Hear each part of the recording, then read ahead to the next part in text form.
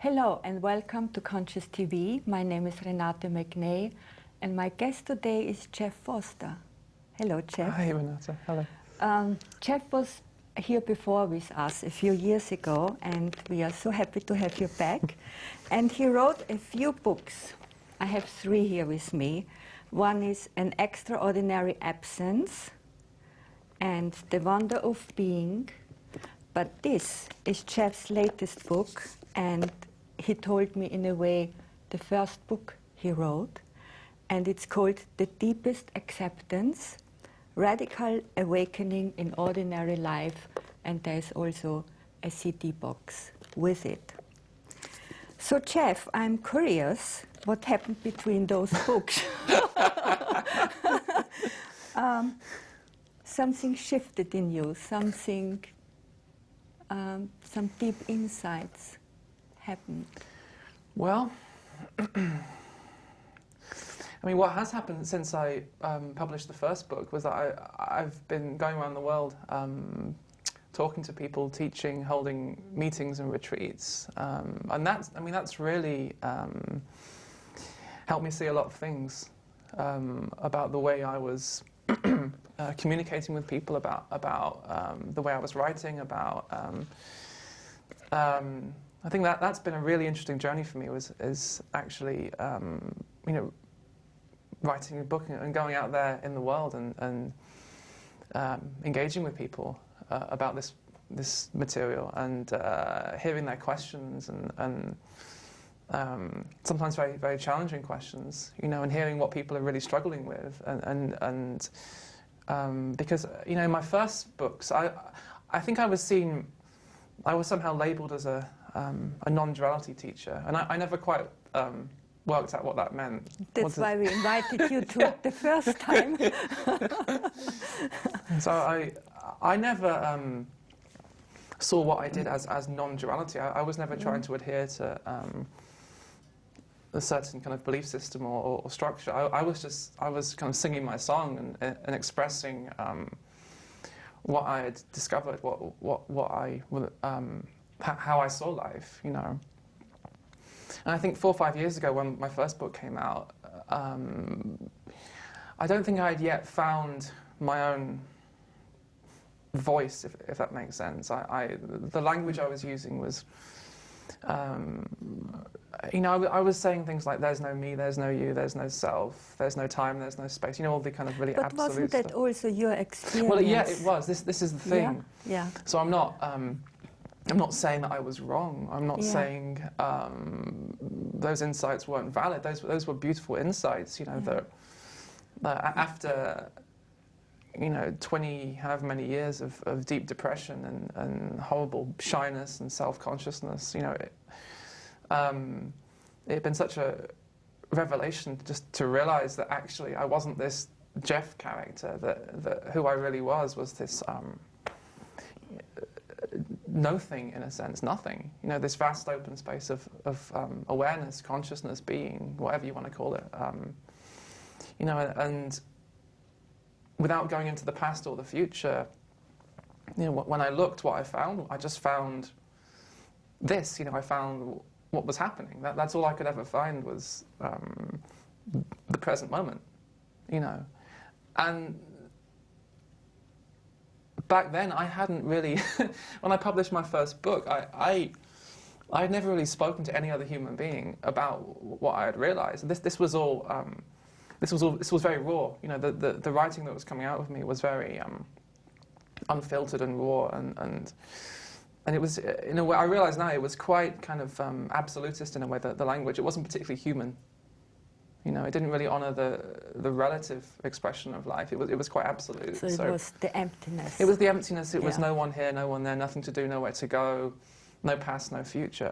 And the thing is, I mean, as you and you've done a lot of interviews with non-duality teachers now, and a lot of them say things like this, and there's a beautiful absolute truth to that, and an important knowingness of that. Absolutely, and for me, years ago, it cut through so much suffering just to realize that life wasn't about Jeff, actually. Life wasn't about becoming the perfect Jeff. You know, that actually life was the moment. And I realized that my whole life I'd been running away from the moment.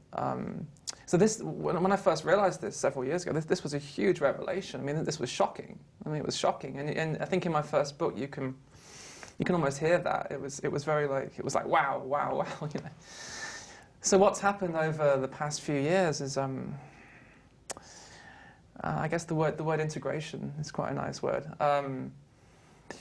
And this is the question I always get, you know, it's like, yes, Jeff, on one level, I know that I am consciousness, I know that I am pure being, I know there's no one here, but how do I live that? How do I live that in everyday life, you know, because everyday life doesn't stop.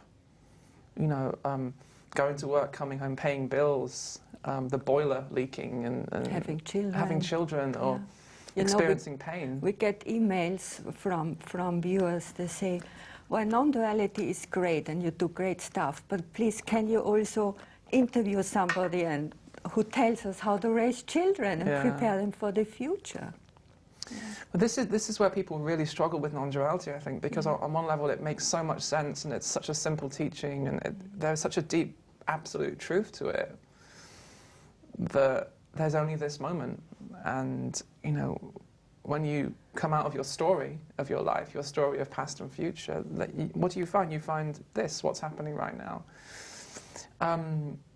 So on that level, yes, you are consciousness. There's a beautiful, profound truth to that. Mm. But at the same time, there's this, and this is, I think, what I wasn't emphasizing enough when I wrote my first book. You know, when I first, I think there was a kind of naivety in a way, which I guess some people appreciated that.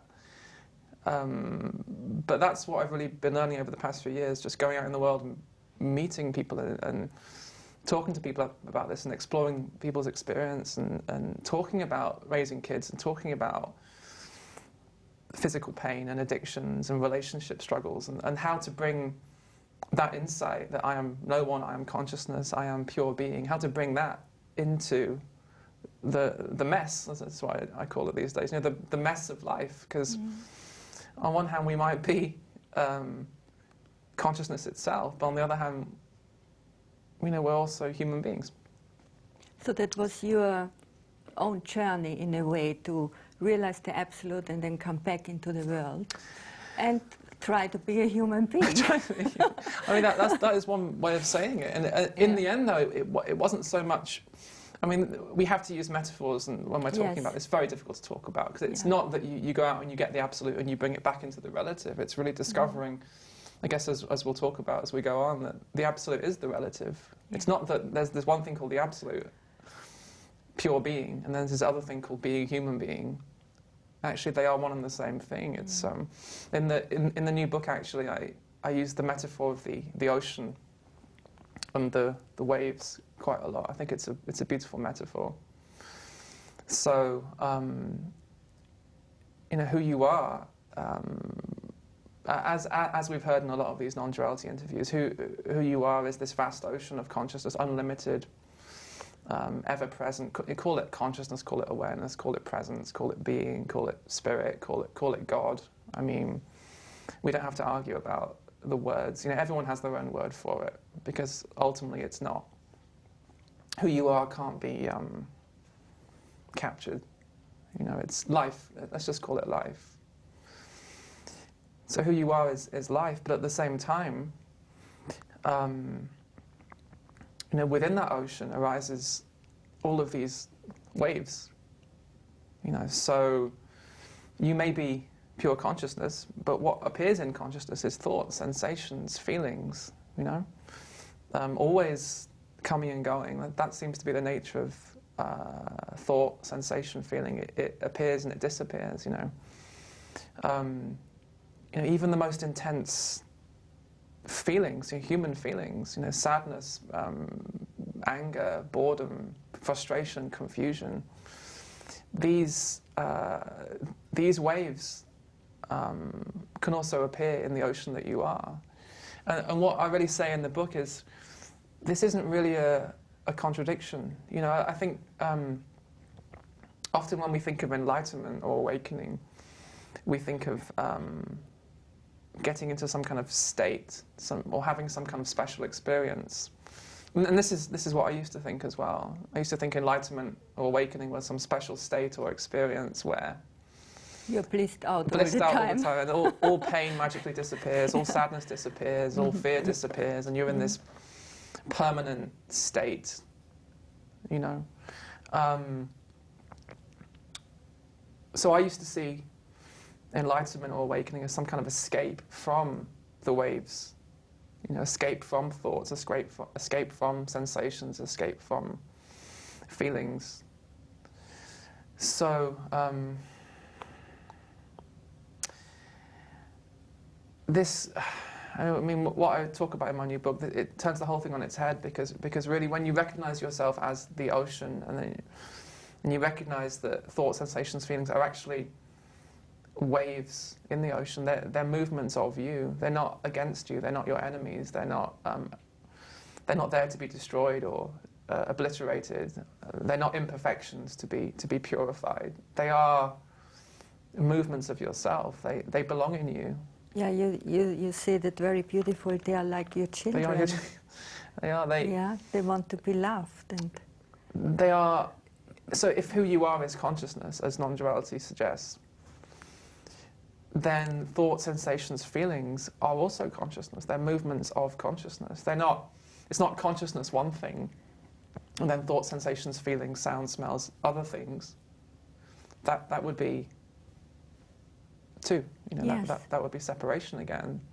So if you are consciousness, then thoughts, sensations, feelings are also consciousness. So they're made of you. They're the same, in the sense they're the same substance as you. They're your flesh and blood, you know. They're made of you. Thoughts, sensations, feelings, they are, in that, you know, you could say they are your children. They are, consciousness doesn't exist alone. It has children. It has many children. It has infinite children. I think the difference is, Jeff, you need to first have the realization that you are the ground of being, or you are the ocean. Because otherwise, how do you get out of these identifications with waves if you don't have this realization? Do you understand what I mean? You know, we're all the time identified with waves because we think we are these waves. That's true. Yeah? So we need to have first this experience of the ocean. That's true. To just be able to look at them and say, yeah, it's okay, you're here. Yeah. I mean, this is why throughout the ages, what I would say the authentic spiritual teachers have been asking us, or they've been inviting us to ask the question for ourselves, so who are you? Who am I? Yeah. And this is, this is the question. I mean, it's the essential question. It's the first question. You know, who am I? That's the question on which everything else is built. Our whole lives are built on that one question: who am I? So sometimes I say to people, you know, we don't want to settle for assumptions. We don't want to settle for second-hand answers to that question. We want to discover for ourselves the answer to that question. We don't want yesterday's answer to that question. This is, who are you? It's a living question. It's an alive question.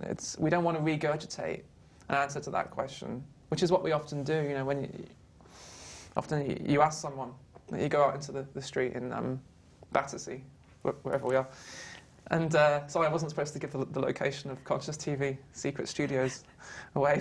No, I didn't say that. They'll find us. You go out into the street in Battersea or anywhere actually, and you stop someone on the street and you ask them, who are you? They'll probably walk away. But if they don't walk away, they'll probably answer with some kind of story about who they are. They'll start telling you a story. They'll tell you about their past, what they've done, where they work, you know, where they've travelled to, their successes, their failures. They might talk to you about their plans, you know, in the future.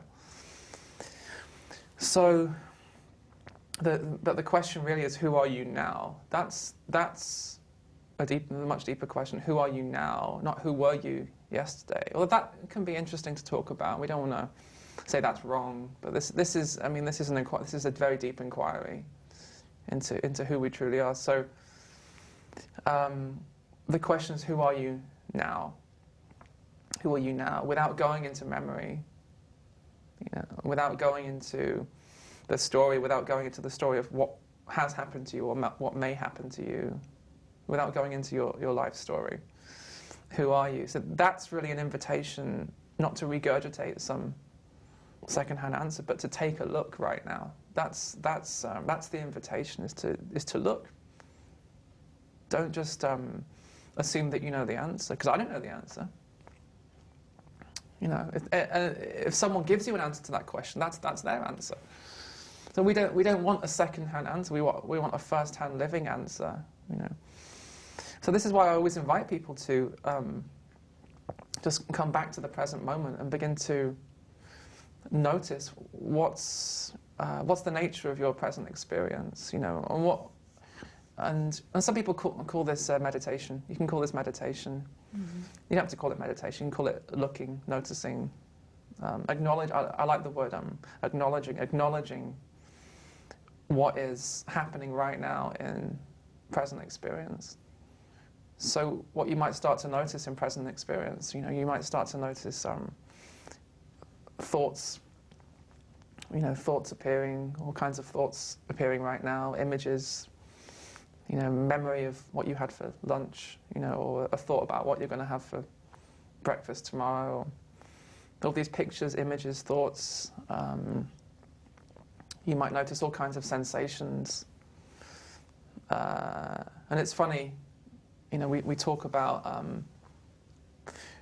body and mind, as if the body and the mind were two kind of solid things. We talk about my body, my mind. But actually, when we stop and take a look, do we find something solid called a mind? Or do we, in this moment, I'm only talking about this moment, do we find thoughts coming and going? And we talk about my body, but when we stop and take a look, do we find something solid called a body? Do we find this amazing, alive dance of sensation? That's all I can find. I'm not talking about some special state. What I'm talking about is who you really are and who we all are, if we would stop and take a look, if we would admit the truth of who we are. We stop and take a look now, you find thoughts coming and going, sensations coming and going, feelings coming and going. Right now there might be a sense of confusion or excitement or joy, sadness. So we just notice, we acknowledge the waves that are appearing right now in the ocean that we are. And what we start to notice is that, as the Buddhist teachings have always said, experience is impermanent. That everything's impermanent. Thoughts come and go, that's their nature. Sensations come and go, that's their nature.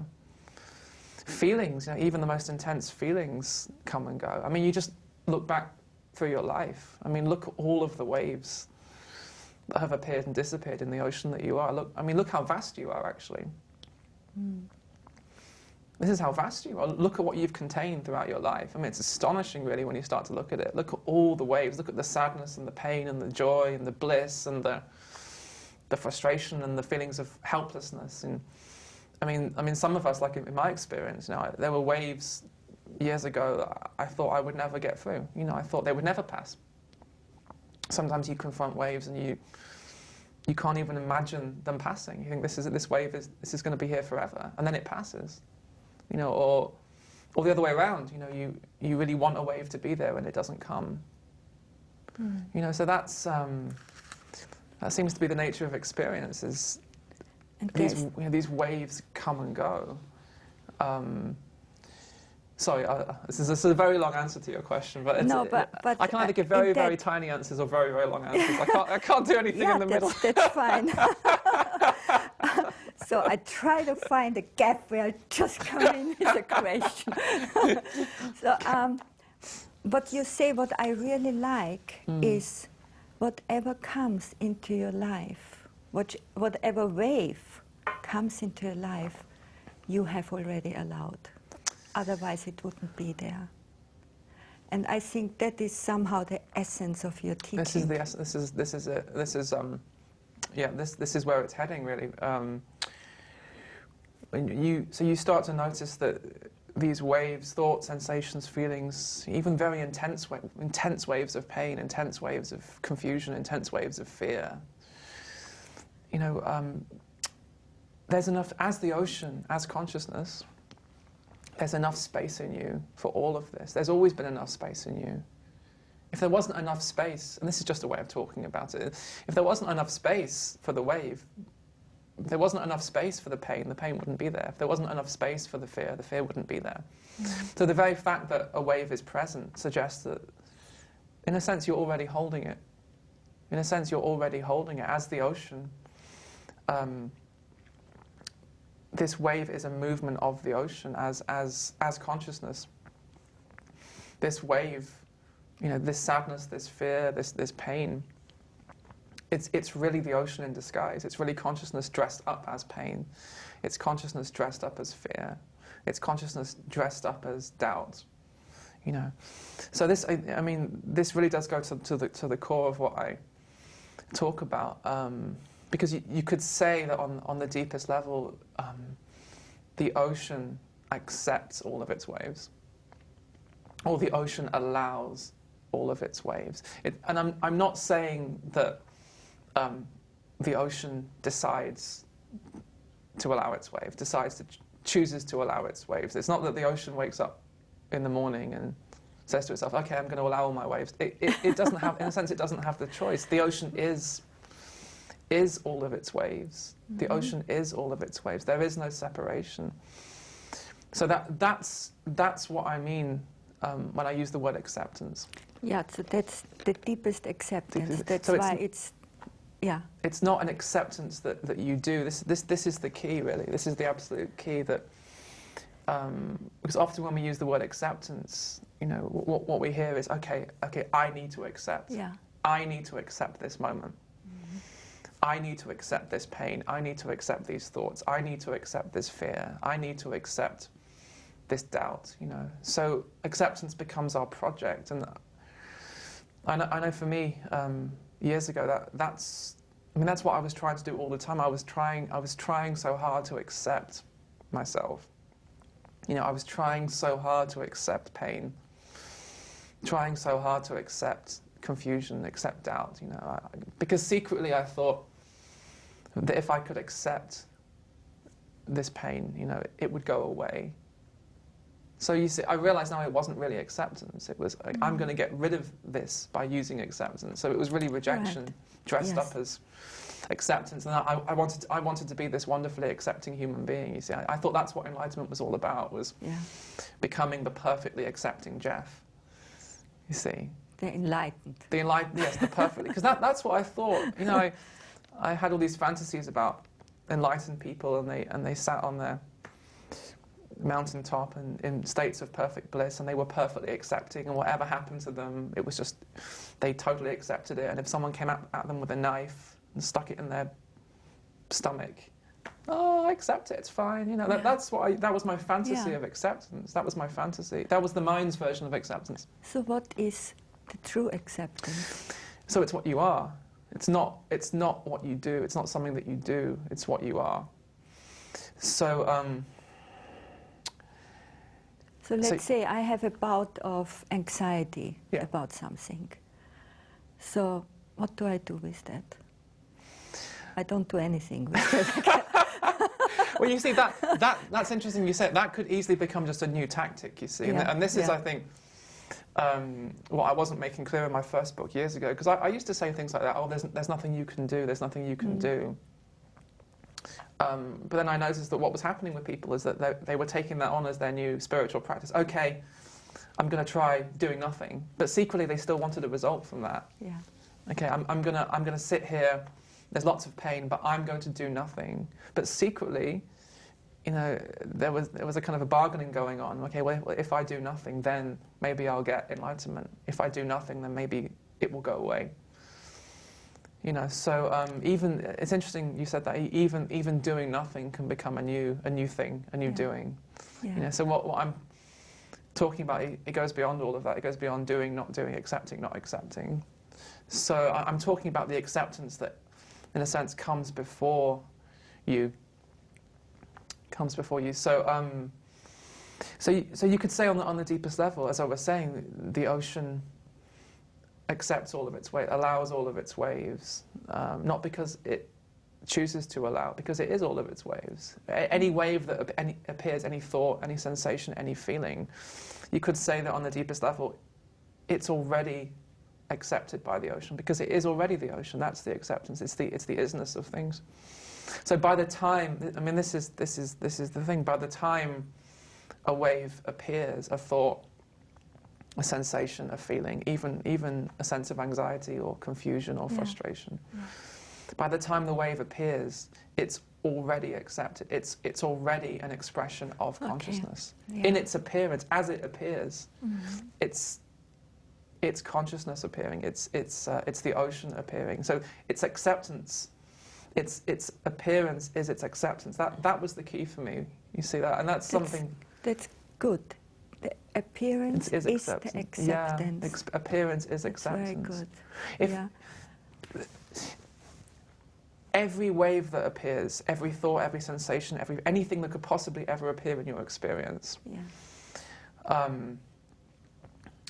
is an expression of consciousness, is an expression of the ocean. There's no wave that could possibly appear that is not the ocean. There's no wave that is outside of the ocean. There's no wave that is against the ocean. Any wave, any thought, sensation, feeling, it is again, consciousness, awareness, whatever word you want to use. It is the ocean appearing. So there's that sense that as it appears, it's already accepted. It's only because it's allowed, it's only because it's accepted that it's appearing. But then also my reaction to it is also allowed. Aha. Well, this is exactly it. This is exactly it. This is what confuses so many people about the word acceptance, which is why I kind of wanted to use the word in a different way. You know, I call it the deepest acceptance, because often what happens is, so we try to accept, for example, a thought, a sensation, a feeling. We try to accept a wave of pain. We try so hard to accept it, and often what we find is that we can't. We feel unable to accept this moment. You know, sometimes the moment just feels unacceptable, especially when the pain is so intense, you know, or when the grief is so intense. You know, however much we try, however good our intentions are, we feel unable sometimes to accept the moment, to allow the moment. We feel unable to say yes to the moment. We feel unable to be present. We feel unable to stay in the now, or the whole list of things that we're supposed to do these days. You know, be in the now, be present, be conscious. You know, we've got lists. You tick it off. Tick, yeah. Okay, I'm in the now. I'm present. I'm conscious. I'm saying yes. I'm accepting. You know. So it just becomes a new mantra. Form of mantra. Yeah, a new kind of form of seeking, a new expectation, a new. It's just something to try and live up to. But the truth is, and let's be honest about our experience, often we feel that we can't live up to whatever we're supposed to live up to. Okay, I know I'm supposed to be in the now, I'm supposed to be present, I'm supposed to be conscious, I'm supposed to be joyful about this moment, I'm supposed to be all these things, the whole list of things that we're supposed to be, especially if we've been spiritual seekers for a long time. We have huge lists of what our experience is supposed to look like. Yeah, things we have to achieve. Things we have to achieve, yeah. We have the image, you know, the image of how this moment should be.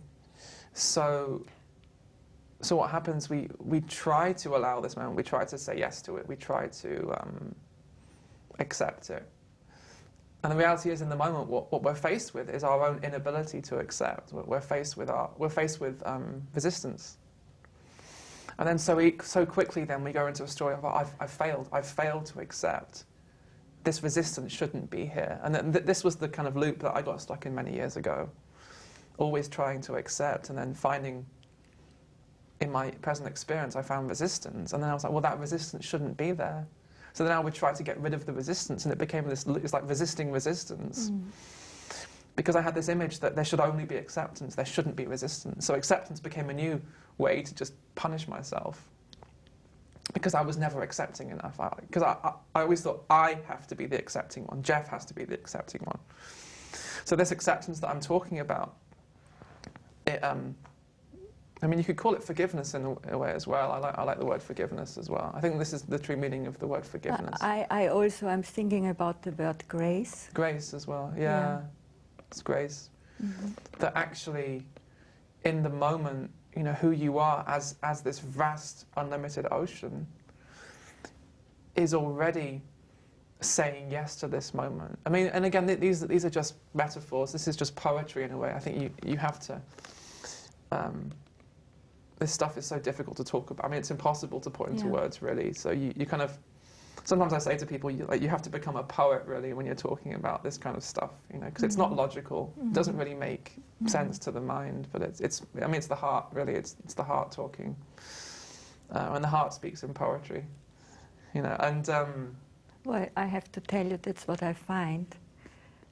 Reading this book and listening to the CDs, in my experience, I mean, it's incredibly heartful. You know, it's like almost like the whole teaching you used to do, and in the first two books, they really dropped into the heart, in your heart. Well, I think it's too exhausting to maintain that. It becomes too exhausting. All the intellectual understanding in the world. I mean, it's beautiful. I think that the mind, the intellect, it's a beautiful thing, but it needs to know its place. It has limits. Or it's inherently limited. The heart isn't. The heart has no limits. Yeah. And that's what we're really talking about is, I mean, it's love. Really what we're talking about is love. Because for me, love is just another word for this wide open space that you are, this capacity. You are, as the ocean, you are this unlimited capacity for all of life, for every thought, every sensation, every feeling. So you can hold it all. You are already holding it all in this moment. So in the moment, you know, a wave of pain could be arising, and in a sense, who you are is already allowing that. It's already saying yes to that. But what also could be arising in present experience is a sense of resistance. You know, a sense of frustration, a sense of not wanting this moment to be as it is. And this is the great discovery, you know, that who you are is so vast it can even hold that. Even resistance, even a wave of resistance is deeply allowed in what you are. Even a wave of resistance is one of your children. This is unconditional love. This is really what we're talking about. It's like what you are says yes to all of it. It doesn't have to look any particular way, you know. It's like a mother who, you know, embraces all of her children, whatever they look like. You know, even if they're born with deformities, or if they're, you know, whatever they're feeling, whether they're feeling angry or they're feeling happy, they're feeling sad. The mother embraces all of her children. She says, you know, you are all my kin. You know, you are all my flesh and blood, and I might not always agree with you. I might not always condone what you do, but I'm always here for you. And that's really that's who you really are. It's always there. Yeah, it's always present, holding every thought as it comes and goes, every feeling as it comes and goes, even a wave of resistance. There's enough space in you for that, you know. So this takes you out of the whole story of, oh, I have to be an accepting person, or I shouldn't be a resisting person. It really releases you from that whole story that you are this fixed person. You know, that's always... Sorry, I'll just finish what I'm saying, because I know you want to come in. I just want to finish... I raised my finger. You can keep your finger raised for a moment. I just want to finish the circle, because we started with the question of who are you? You know, who am I? And the mind tries to answer that question, and that's where all the trouble begins, because that isn't a question that can be answered by the mind. So the mind tries to answer the question, who am I? And it goes, well, I'm this, I'm that, I'm good, I'm bad, I'm right, I'm wrong, I'm an accepting person, I'm a non-accepting person, I'm an enlightened. It tells the story of a person.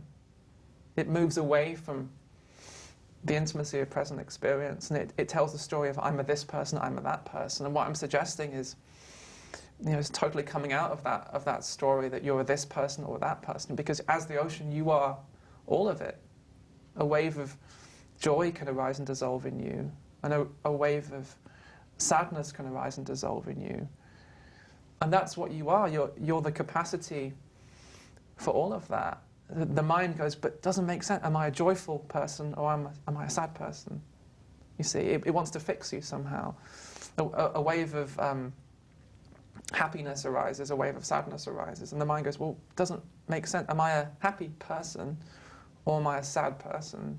It's like I must be one or the... It wants to limit you. You see, it wants to limit you. But as the ocean, you don't limit your children. Yeah. You don't say to your children, okay, these children are allowed, but these children aren't allowed. The positive children are allowed, and the negative children, sorry, you're not allowed to come home today. It says all of you, come. How did you come to this insight? It's quite a profound insight. Did you have an experience, or how did you come to this understanding? Suffering. Yeah, that's the key. It's the key. Yeah. And I'm not saying, I don't want people to think that, oh, you must suffer, or you must suffer more, because that becomes a whole new thing. Okay, now I need to suffer more. Yeah. I think everyone suffers enough. We're all kind of given in a way that enough suffering to realize. Because we are all addicted. It's true. Some way. Well, it's suffering is interesting. It hurts. Pushing life away hurts. Pushing your children away hurts. And I realized that's what I was always doing. When we forget who we really are,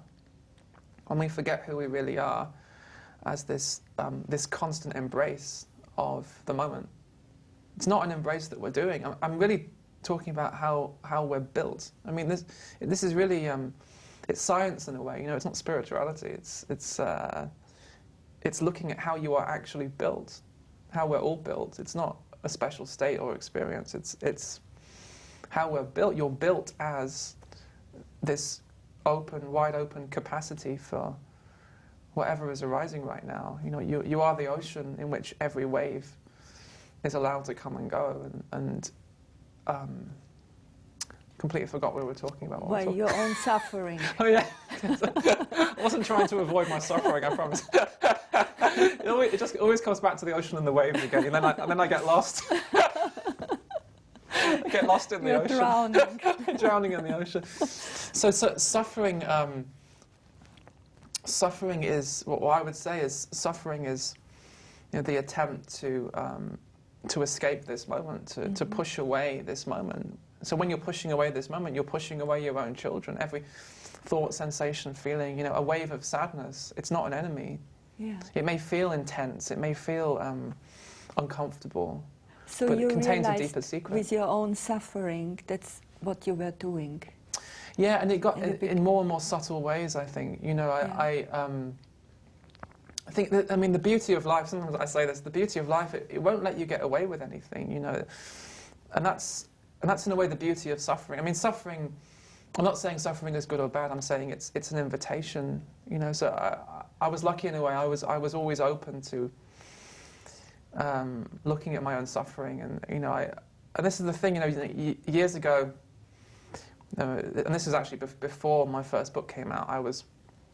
I think I had made non-duality into my religion. I had made it into my new religion. I thought I was free from all belief systems. I thought I was free from all concepts and stories, but I wasn't actually. I had kind of fixated on these huge stories that I was no one, and there was no me, and there's no you, and there's no responsibility, and all suffering is an illusion. All the kind of cliches, which do have beautiful truth in them.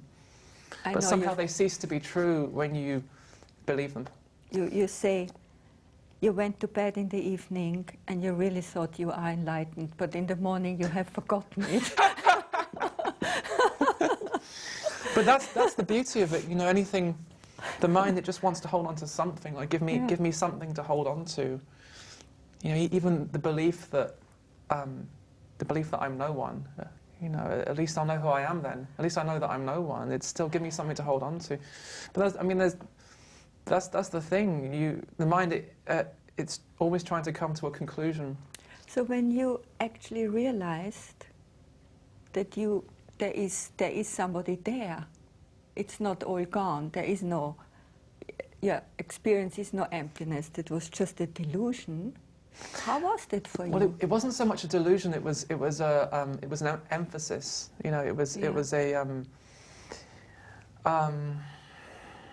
I don't think I wasn't quite honouring enough the appearance of the human. Yeah. You know, there still is. There's a beautiful, deep truth to that actually, when I stop and take a look, I can't find a person. I can't find Jeff. I can't find a fixed thing called a person. I find thoughts coming and going, sensations, feelings, memories. You know, the story of Jeff. It's a present moment insight. But you see, very quickly it moves from that into a belief.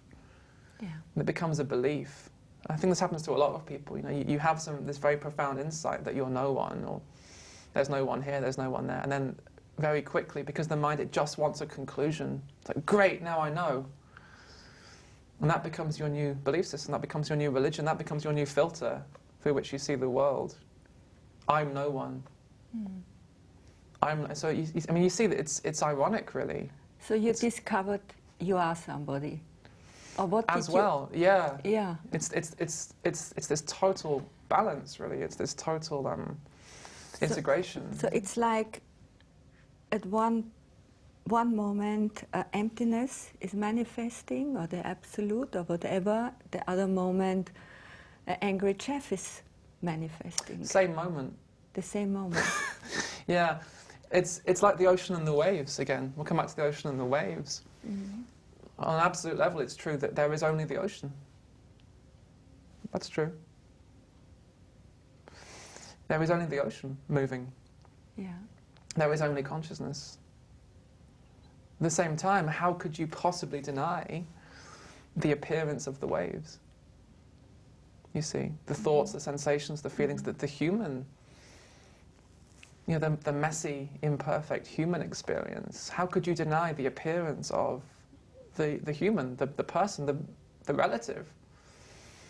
And then even that is a metaphor, because then you're still splitting the absolute from the relative. You're saying the absolute and the relative. Actually, it's the ocean moving as the wave. So you can't even talk about I don't even know what that means, absolute and relative anymore.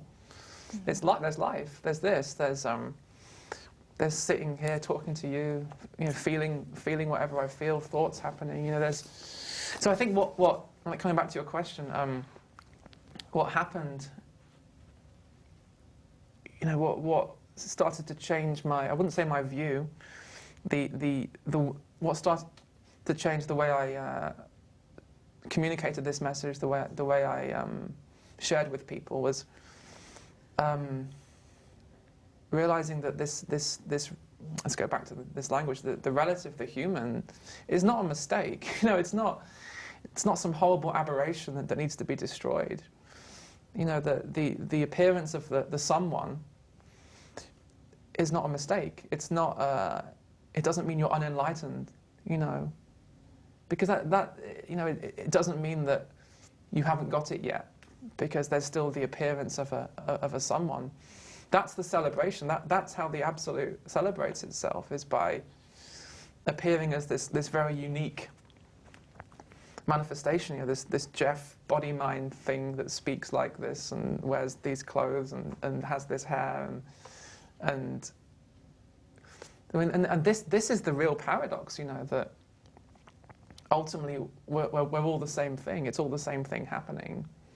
There's not really two people sitting here.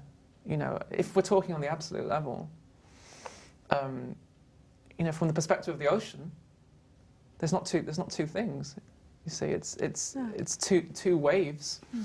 Like on the relative level, you could say there's two waves, and of course these waves are very unique waves. So it's you know, I think I was just going to say when I was younger, but yeah, you know, yeah.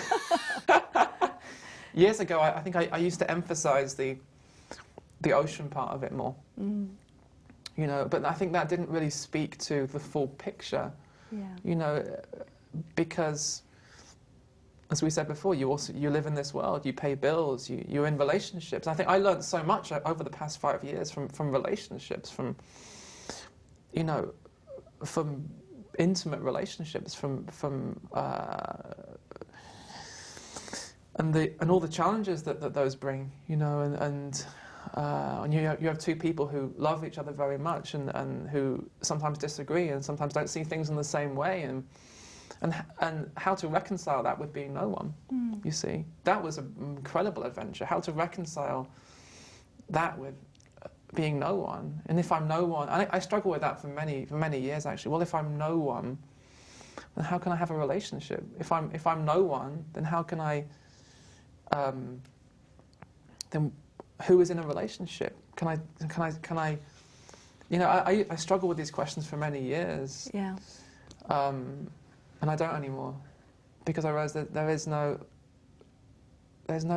contradiction, actually. There's no paradox. It's all one thing.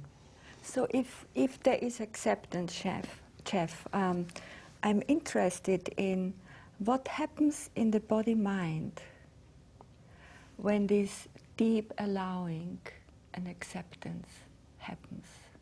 I mean, I can imagine there's some kind of release and healing happening on the cellular level, in the cells. And did you ever look at that dimension? What happens? Well, I think we have to talk about what is healing. I mean, what do we mean by the word healing, actually? And what heals? And what heals, and who is healed? Yeah. I mean, these are very profound questions. This is. I used to think that healing was all about getting fixed. You know, that's what I used to think healing was all about, was fixing something that's broken. You know, I'm ill, I'm sick, there's something wrong with me. I want to be healed, I want to be fixed. I'm imperfect, I want to be perfect. I always used to see healing as some kind of future attainment. You know, that it was about basically fixing something that's broken. We talk about healing our bodies, healing our emotions, healing ourselves. You know, and this discovery really changed my whole relationship with healing, and because I realized that actually healing has nothing to, I mean, true healing, this is what I would say, that true healing has nothing to do with fixing a broken thing, fixing something that's broken. So the real question is, are we broken in the first place? You know, are we broken in the first place? You know, so many people that I meet around the world, on the most basic level, they feel that there's something wrong with them. You know, I think that goes so deep. You know, this sense that there's something wrong with me. You know, that I'm not good enough. I'm not something enough. You know, I think all of our seeking basically starts there, with that sense. There's something wrong with me. There's something missing. There's something. I always had that sense when I was younger. There's something fundamentally wrong with me. You know, I didn't quite know what it was, but I knew I had to fix it. So that's why I went out into the world and tried to become this and tried to become that and tried to become a success and tried to become enlightened. And I wonder these days if most of it wasn't just because I was running away from this basic sense of being screwed up. Unhappy with yourself. Yeah, it was all about trying to fix something. Fix a broken self. It was all about trying to fix a broken self. And that's why this teaching really started to change everything, because I started to take a look into my present experience and actually ask, is there really anything broken in this moment? In this moment, Mm-hmm. What's broken actually? What's broken about me? What's screwed up about me? What's fundamentally wrong about me?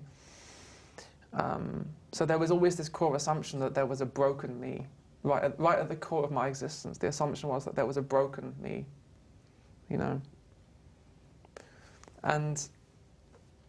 But when I started to really take a look, what did I find in present experience? I found all kinds of thoughts appearing, sensations, feelings, sometimes quite intense. Then the question was, well, is any of this broken? Is my present experience ever broken?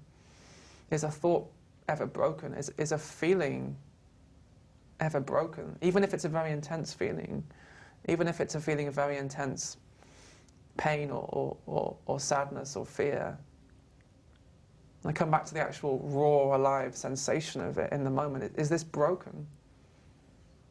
Can present experience be broken in any way? And I started to realize that maybe that was just the assumption that I'd had my whole life, that there was something fundamentally wrong with present experience. Maybe this wave is not.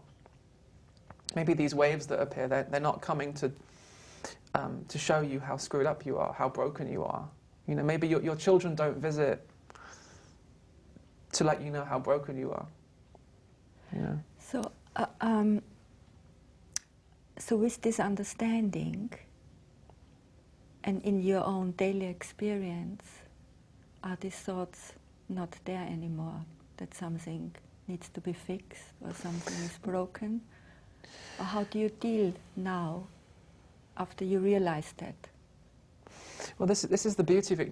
I could never answer that question. I could never say, here's a list of thoughts that never appear anymore. Yeah. Here's a list of sensations that never appear anymore. Here's a list of feelings that never appear anymore. No, but the way you are with it.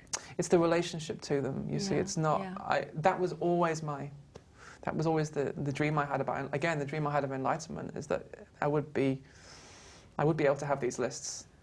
Lists of, here are the feelings that will never appear again. Pain would never appear again, or fear would never appear again, or this thought would never appear again.